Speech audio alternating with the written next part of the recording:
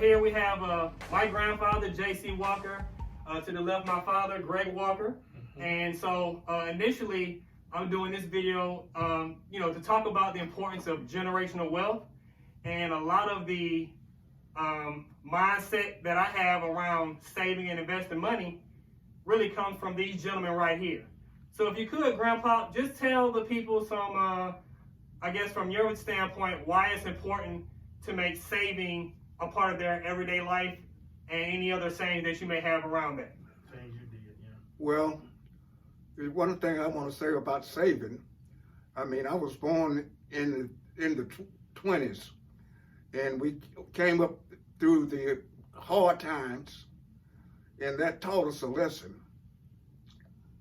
about, if you get a hold to something, because they always told me that a bird in the hand is better than one in the bush.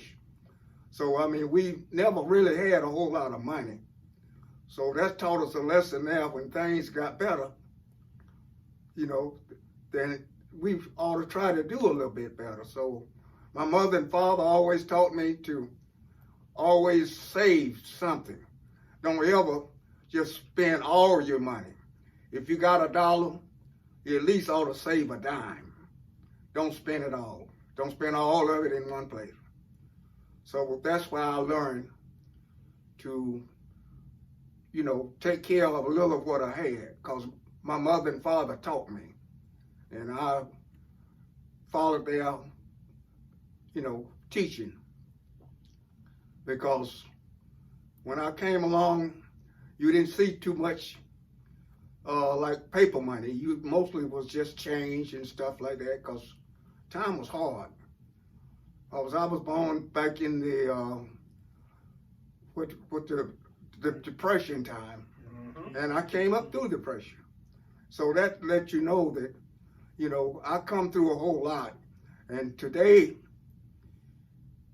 is January the 23rd in 2021, and I'm just so thankful to be here and be able to do what I'm doing and to let the world know that I live to make almost 92 years.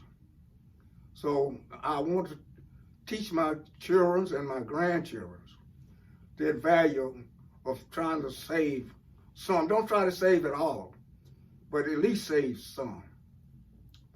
Because what is yours is better than anything anybody else got.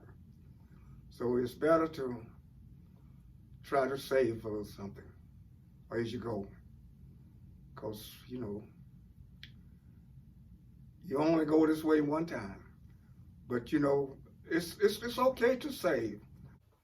All right, so here we're back to finish up the segment here. So I have, as I mentioned before, my father, the original GW, Greg Walker here.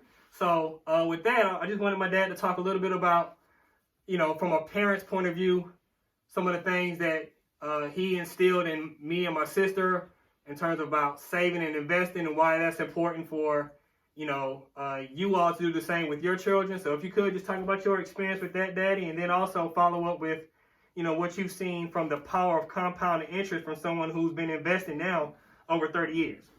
Like you said, this is my son, Gregory B. Walker. My name is Gregory Walker. We're here to talk about saving and investing. And it all starts with understanding. You have to learn things. Reading is a big thing. You have to learn about all the different vehicles that's out here now. But I was telling Greg, and I have to tell this part. I was in my early 30s. And, I was beginning to learn a little bit about saving and investing. And I came across this book. And it was about an everyday guy that worked at Procter & Gamble that became a millionaire. And I thought about it. I said, well, I kind of work in the industry sort of like that. And can I do that? So then I began to read about stocks, mutual funds. And then I began to learn about the power of investing, compounding, what that could do. But then I came across another book that was called The Millionaire Next Door. This is a key thing. See, everybody think you got to have tons of money. The key thing in investing, to me, is two things: time and consistency. I was taught to invest in the best of breed. Talk about that. Expound upon best of breed. What does that mean? Best of breed is a company that's almost a monopoly. You take a Microsoft. Microsoft was at the time when they first came out, they were the top of the computer like software. Apple, they was the top of phones, things like that. You take Procter & Gamble. Procter & Gamble's in everybody's house.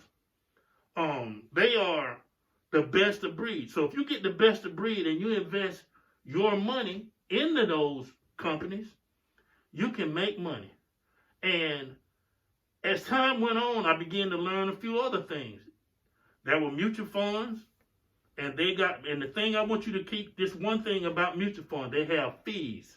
That's the thing you need to read about, because that's something that takes your money. But there are other things out there now, and ETFs.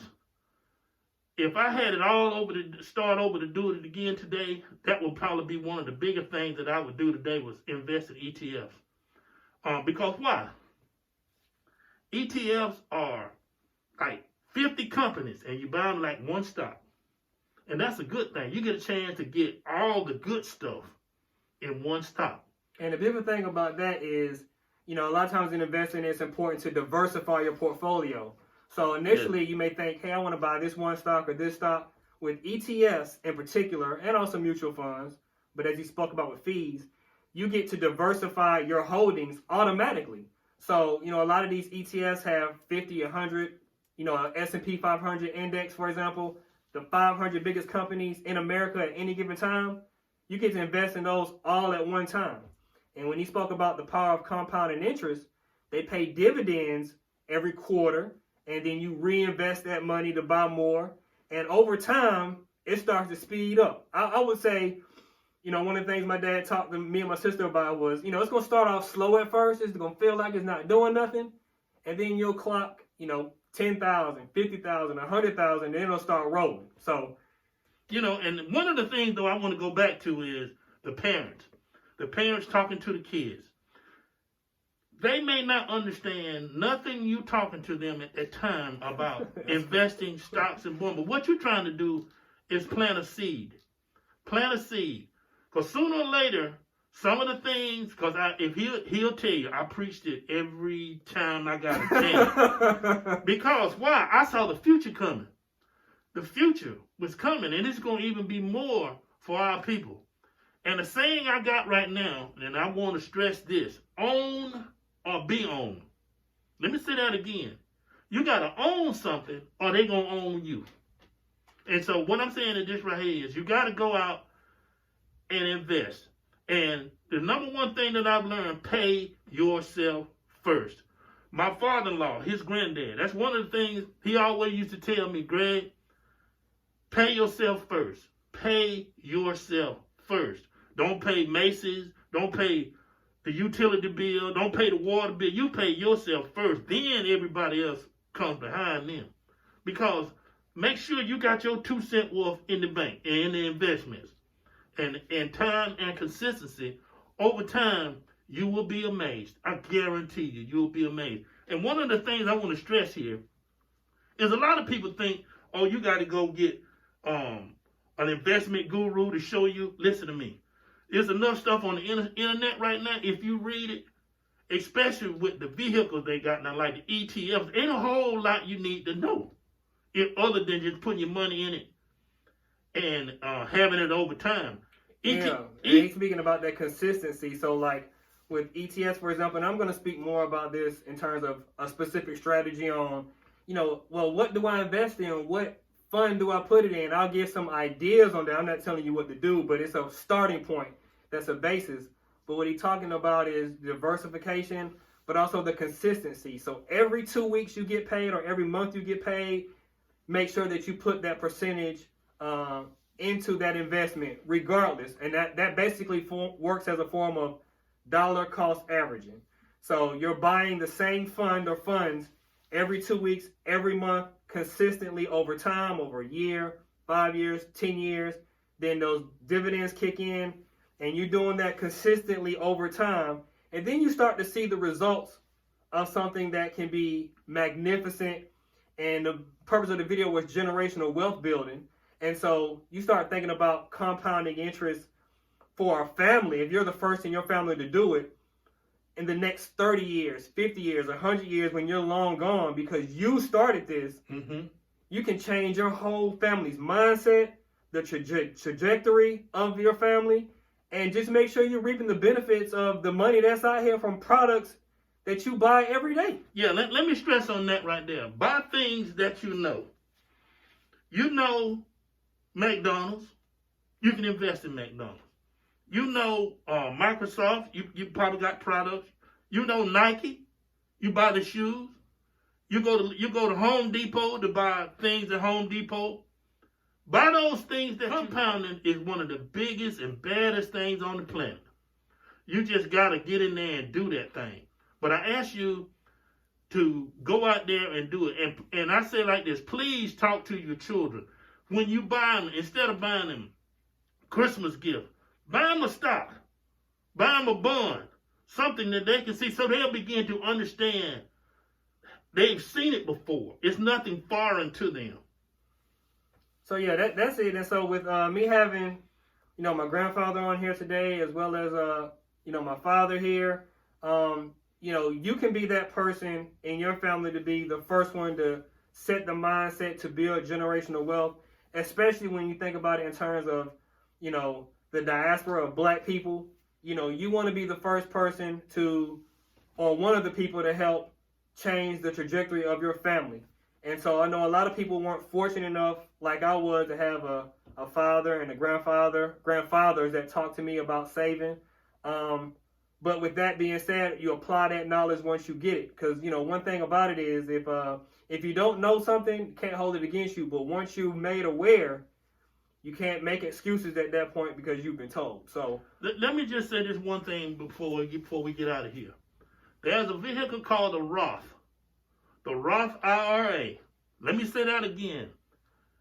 The Roth IRA. That is after-tax money.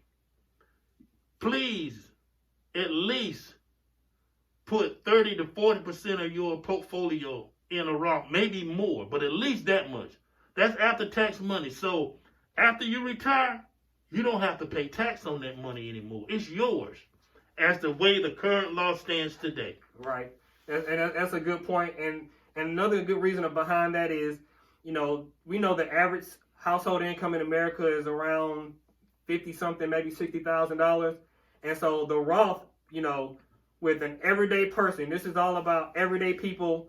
What can you do with your money? Where can you put it?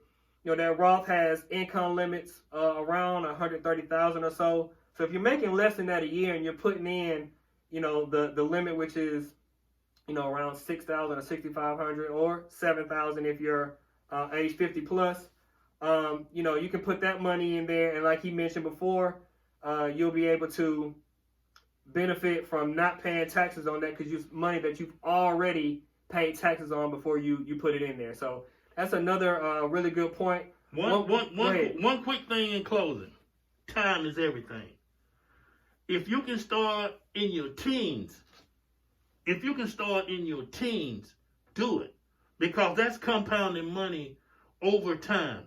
The sooner you start, it may not be with $25 a month, $25 a paycheck. Start early as you can. Hear me out. Early is the key. Because compounding over time is cash money. Good point. And I'll wrap up here. One of the websites I want to give people to maybe learn more about investing is called investopedia.com.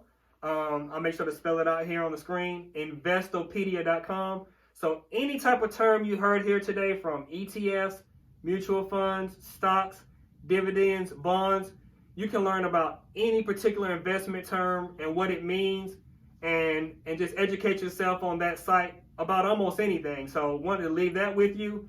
And one last point, when people say, well, if I have a Roth IRA, what do I invest in? What do I put my money in? And so one of the things that Warren Buffett recommended, if you're just an average investor and you want to make sure you're reaping the benefits, is an S&P 500 index fund. As we mentioned earlier, the largest 500 companies at any given time in America is what that invests in. And so it automatically rebalances itself every year with companies moving in and out. It also pays a dividend 4 times a year, so you can reinvest. And then you're diversified because you're investing in the largest 500 companies at any time. So that's maybe where he recommended the 90-10 strategy. 90% of your money in the S&P 500 and then 10% in bonds. And so that symbol for the ETF for the S&P 500 with Vanguard funds is VOO. Yeah. That is one. Spider has one that does the same thing. Fidelity has one, does the same thing. But it's the largest 500 companies. And then you can do, again, 10% in bonds. So they want to leave that, at least that strategy with you is like, well, what do I put it in? Like, where do I go? And that would be, again, the S&P 500 index fund, symbol VOO. And then also maybe a bond fund as well. And so I wanted to leave that with you all. And with that, appreciate your time. Peace.